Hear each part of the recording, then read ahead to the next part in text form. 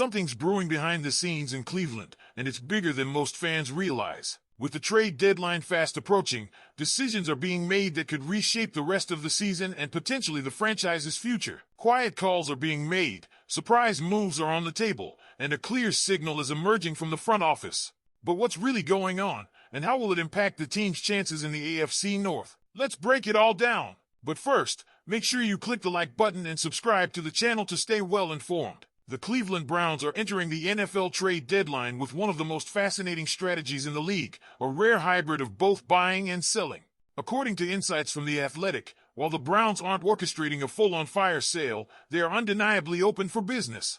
With several key players on expiring contracts and a roster packed with promising young talent, Cleveland is listening closely when the phones ring. The message is clear: if the offer is right, no one outside a select few is entirely off limits. The Browns have already made a flurry of moves, showing exactly why they're a tough team to peg. They went out and traded for left tackle Cam Robinson, signaling an aggressive buy move. At the same time, they shipped veteran quarterback Joe Flacco to the Bengals, then executed a cornerback swap with the Jaguars that brought in Tyson Campbell. That move, by the way, is looking like a steal. Campbell didn't allow a single reception in zone coverage in a recent matchup against the Dolphins.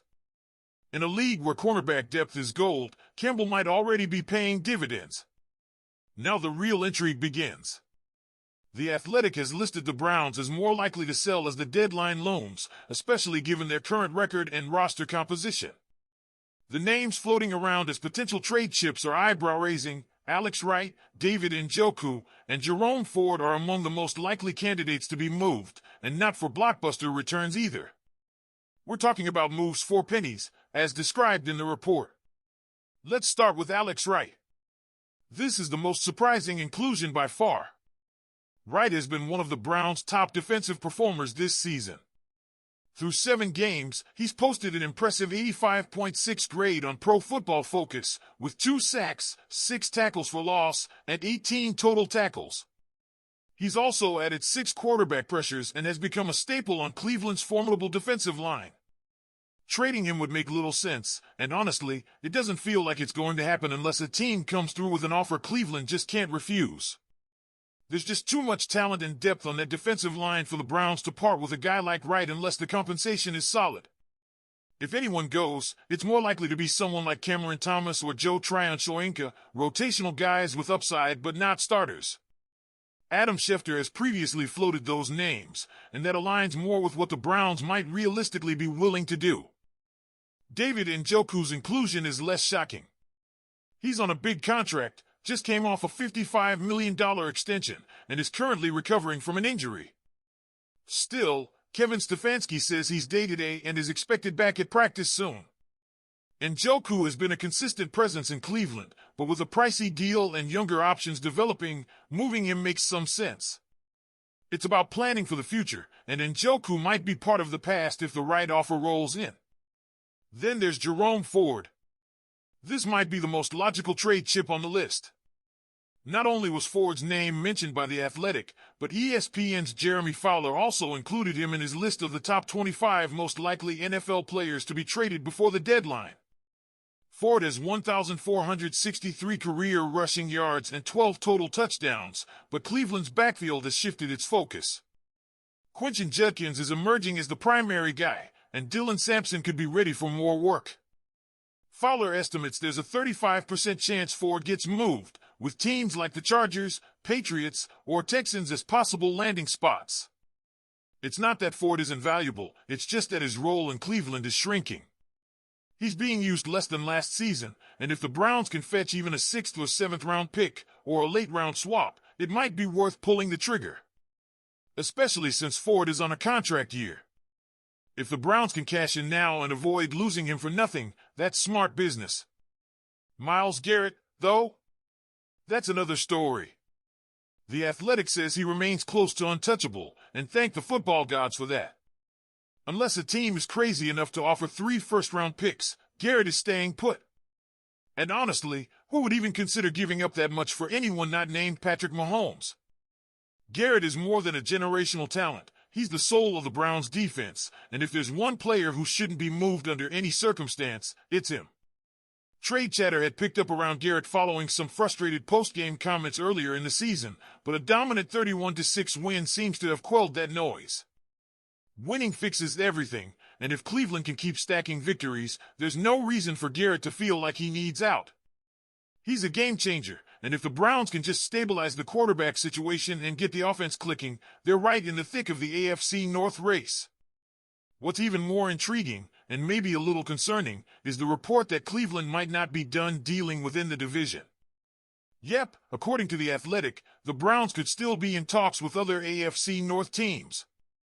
They've already sent Joe Flacco to the Bengals, and there's speculation that the Ravens, who are currently dead last in the division, have been calling around looking for defensive help. This should be a red line. No more helping out the enemy. Watching Flacco torch defenses in Cincinnati already stings enough. Giving Baltimore, of all teams, any reinforcements? Absolutely not. The Browns are ahead of the Ravens in the standings. Take a second to let that sink in, and that's exactly where they should want to stay. Let the Ravens deal with their mess. Let them wallow in last place. Cleveland's got bigger things to focus on. Like, for real, this might actually be the year the Browns can make a push in the AFC North if they can just figure out their offense. So what do you think, Browns fans? Should Cleveland go ahead and trade Jerome Ford before the deadline? Is it time to cash in and give Judkins and Sampson more touches? Or do you think Ford still has value here in Cleveland? Let us know in the comments.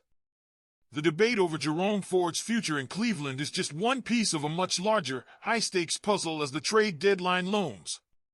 But while Ford might be the most likely to move, it's the Browns' defensive line that's attracting the most outside interest, and for good reason. With Alex Wright emerging, Isaiah McGuire developing, and veterans like Cameron Thomas and Shelby Harris in the rotation, Cleveland has a front that's not just deep, but dominant. That's why teams in need of pass rush help are picking up the phone, and it's why Andrew Berry can afford to listen. But listening doesn't mean giving players away. This front is a core strength of the roster. Trading anyone from that group, especially starters, would only make sense if the return is significant or the contract situation demands it. Guys like Aiden Hunan and Wright aren't just filling snaps, they're making real impact. The Browns have built something special on that side of the ball, and it would be foolish to dismantle it mid-season when the division is still within reach. At the same time, the front office has to balance the future with the now. Cap space, expiring contracts, draft capital, these aren't just buzzwords, they're the foundation of sustainable success. And let's be honest, if the Browns aren't contending deep into January this year, these next few weeks are a prime opportunity to add picks, clear contracts, and reload without tearing down.